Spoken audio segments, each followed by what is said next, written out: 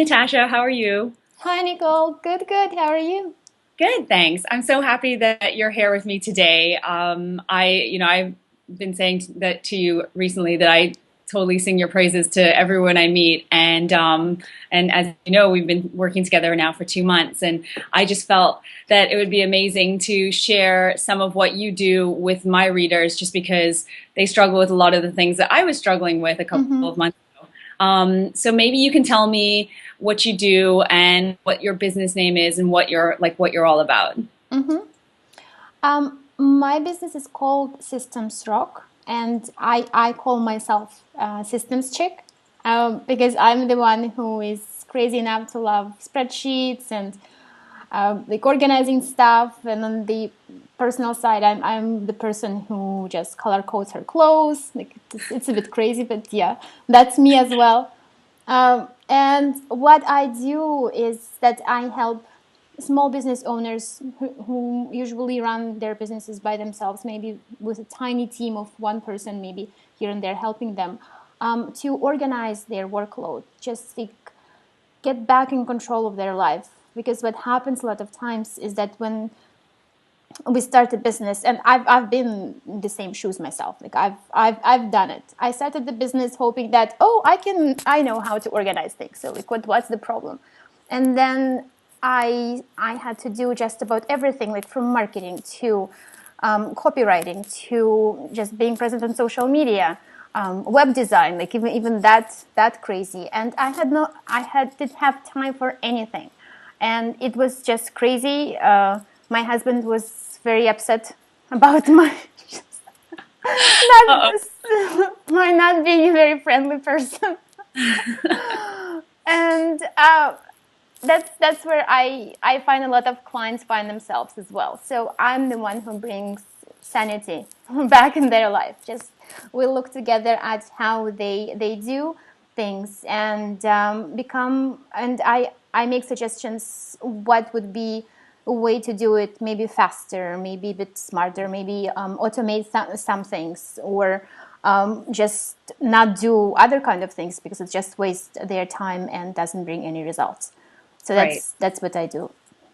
Yeah, you're a goddess. Um, I love a girl who color codes her wardrobe. So, So it's um, not just I, my Gmail folders. yeah, you're so funny. You're my best friend. You guys have to get together because she's the same way. She's like got color coded underwear. It's hilarious.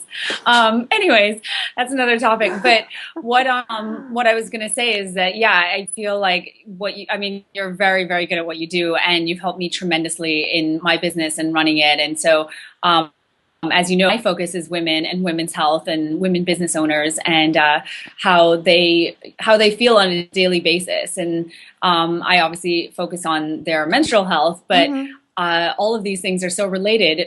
Being able to run your business in an effective way, as well as being able to use sort of like use systems and use productivity to get your business to where you want it to be. Yeah. And so maybe you can tell us a couple of different things that women can implement into their business or their personal lives so that they can have a more productive business and feel less of that overwhelm and anxiety and all these other things that I definitely used to struggle with. Mm-hmm. Yes, absolutely. And it wasn't until we started talking actually. Like I love the holistic approach that you take when you educate women about the importance of just healthy lifestyle in every single aspect of it and how it affects our health when one or two areas just they go out of control. And same goes for business. Like there are so many business owners, women who are just get it's very difficult to manage every single responsibilities that we have as women, because it's not we are most of often than not we're not just business owners, but we also mothers or Yeah. daughters or sisters or and anything else, like students, teachers, like there's so much that we handle on a daily basis. And when on top of that we have small business where we do just about anything, it's extremely difficult to keep that level of stress from skyrocketing. Yes. So my advice is just, first of all, look at like at your kind of like day and see when is your most productive part is. For somebody it will be morning, for somebody it will be evening, but look and like listen to your body and like see what it tells you when would be the best time for you to do creative work if you are in that line of business. If you're most productive in the morning, set aside a couple of hours to write a guest post or a blog post for yourself, or work on that e-program that you've been working on. But just set it aside and try to eliminate all distractions at that time. No email, like no notifications. Overall, multitasking does not work. It does not. It takes us away from one task when we do several at a time. So what's great to do is to do double tasking, and it's actually a term where you combine activities that, like a mental activity and a physical one, like something where they do not compete in our mind. But it's impossible to talk on the phone and at the same time proofread a newsletter that you've just written. You have to be very, very careful what activities you combine to do. It's okay to do several at once, but see if they can complement each other rather than compete. Yes. And then look at where are the places where you spend your time, and it doesn't have to be that much. Just like, what are your time wasters? If it's your inbox, look at better practices of how to manage it. If it's social media, set for yourself like limits. Okay, fine, I'm gonna go on Facebook, but I'm not gonna be there for more than half an hour.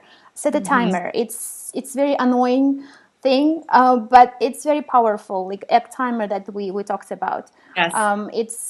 I use it for my email or for anything that when you have a schedule and when you have a list of things that need to happen, if you let one thing go above the limit that you've set for it, then it will just snowball, and like your schedule will not happen the way you created it.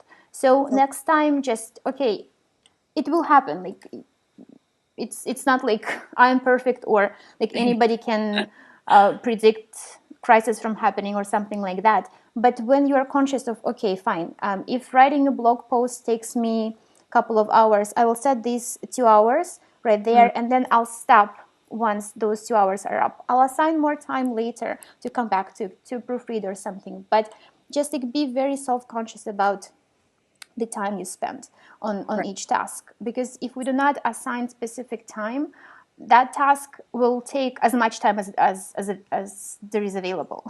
So Absolutely. It's almost like setting boundaries for yourself. Almost. Absolutely. Yeah. Yes. I think we all struggle with that, setting boundaries for ourselves in our business. Yeah. And my very last point, there is much more, but I think what's very important for women especially is just making sure that we ask for help.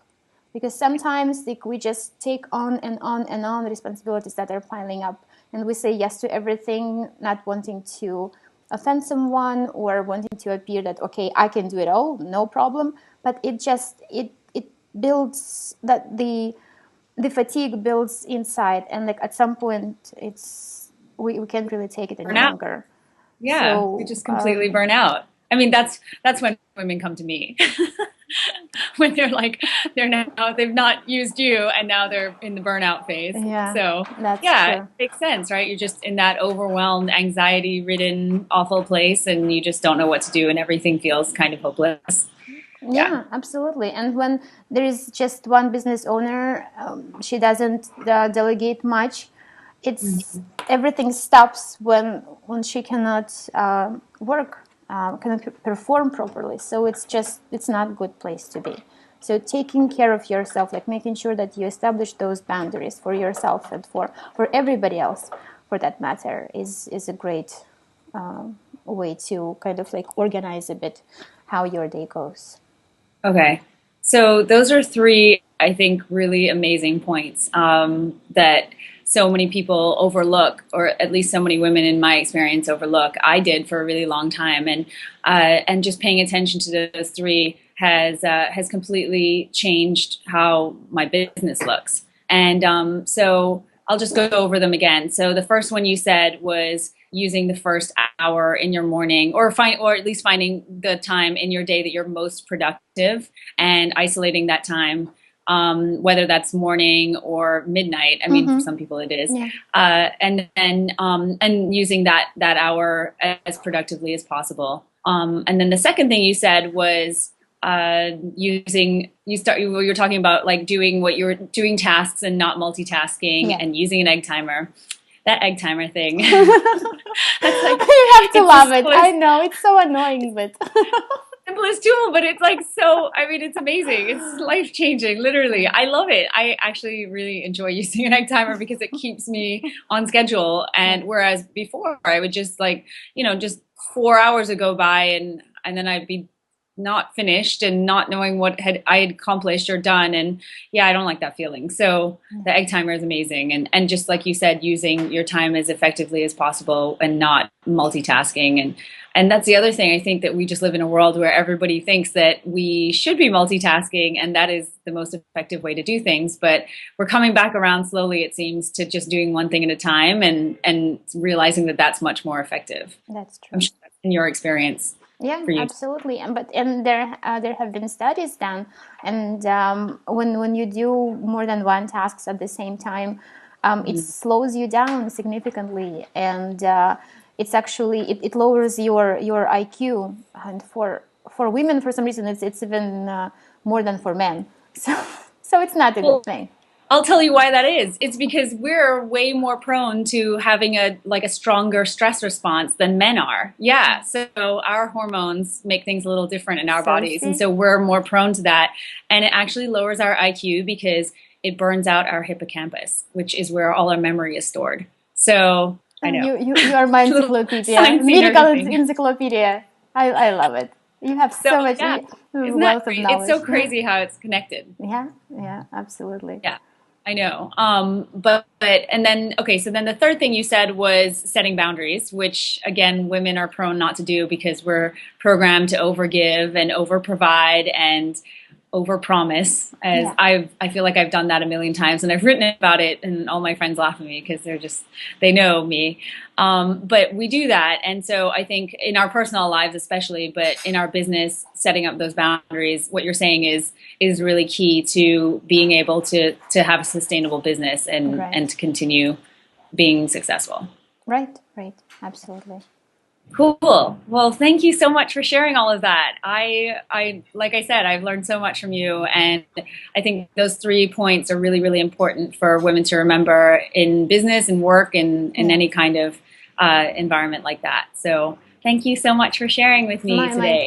My pleasure, and good luck with all your beginnings. I'm just so impressed with the type of work you do and the approach that you have, and like you surround people who work with you with so much care and love, so that it's amazing. I'm your supporter for years and years to come. Thank you so much. I really appreciate that. You're so sweet. I'll talk to you soon. Bye. Thank you so much.